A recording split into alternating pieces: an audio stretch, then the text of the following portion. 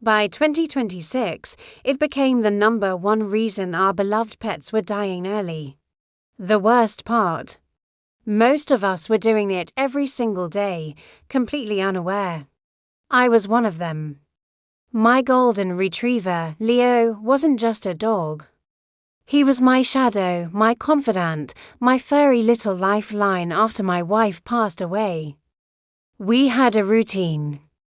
Morning walks, shared breakfasts where he'd steal a piece of my toast, and evenings curled up on the couch. It was perfect. Until it wasn't. It started subtly. Leo, who usually bounded towards his food bowl, started leaving kibble behind. His tail, a constant thumping metronome of joy, hung low. The vet ran every test imaginable. Blood work, x-rays, ultrasounds. Everything came back clean. He's a healthy 9-year-old dog, Mark, doctor. Evan said, her brow furrowed. Maybe he's just slowing down a bit, but I knew my dog. This wasn't just slowing down. This was fading. Desperate, I dove into online forums, veterinary journals, anything I could find. Late one night, I stumbled upon a fringe article from a small European research group. It talked about something called silent sustenance syndrome, or SSS. The theory was that a specific, common preservative used in most commercial pet foods, labeled GR7, was building up in animals' systems over time.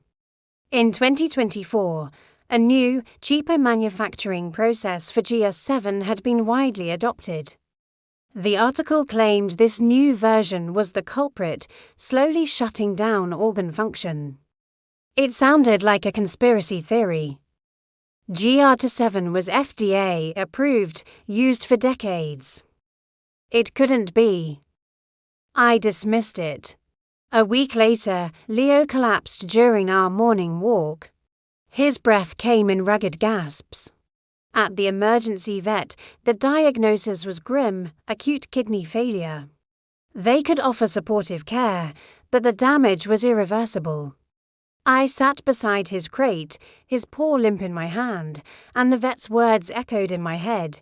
It's like something just poisoned him from the inside out. Poisoned. The word struck me like a physical blow. I pulled out my phone and found that article again. I looked at the ingredients on the back of Leo's premium, veterinarian-recommended dog food bag.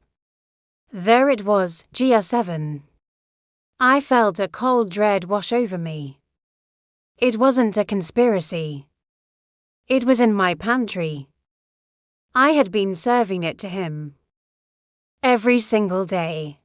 I drove home in a daze, leaving Leo at the clinic. I threw out every bag of his food, every box of his treats. I started cooking for him plain boiled chicken, rice, sweet potatoes. Anything but that poison. When I brought the food to the clinic the next day, the vet tech gave me a pitying look. But I didn't care. I had to try. Day after day, I sat with him, syringe feeding him the broth, whispering apologies into his soft fur. Slowly, miraculously, a flicker of the old Leo returned. He lifted his head. He drank water on his own. His next blood test showed a slight improvement. Doctor Evans was stunned. I've never seen a turnaround like this, she admitted. Fueled by a mix of fury and hope, I started digging deeper. I contacted the European Research Group. Their lead scientist, Dr. Anya Sharma, agreed to a video call. Her face was weary but determined. We've been trying to sound the alarm for 2 years, she told me. The food conglomerates are powerful. They fund their own studies that conveniently find no issues. They've buried our research, labeled us as crackpots. She explained that the new GR7 manufacturing process left behind a microscopic, almost undetectable byproduct. This byproduct was the slow-acting toxin. It didn't show up in standard safety tests, which were only conducted for short durations. The devastating effects only appeared after years of accumulation. I thought about the millions of pet owners like me, trusting the labels, loving their animals.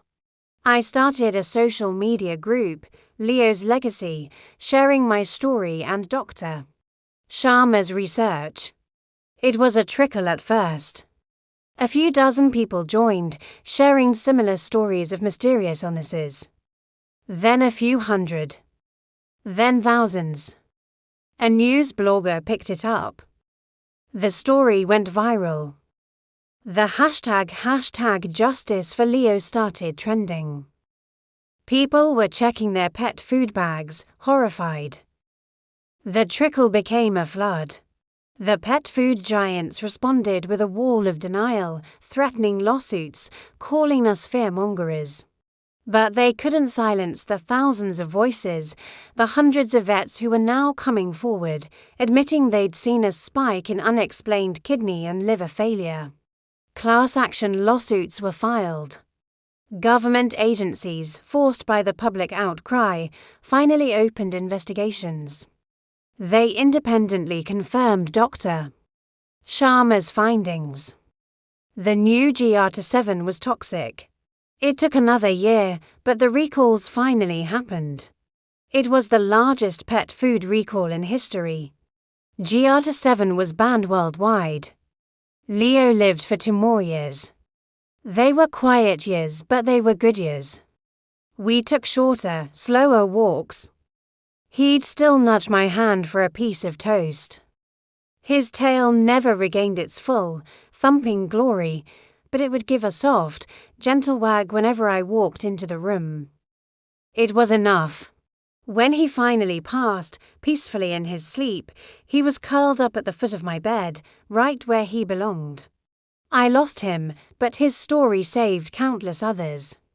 Now, when I walk through the pet food aisle, I see the GR7 free labels proudly displayed on every bag.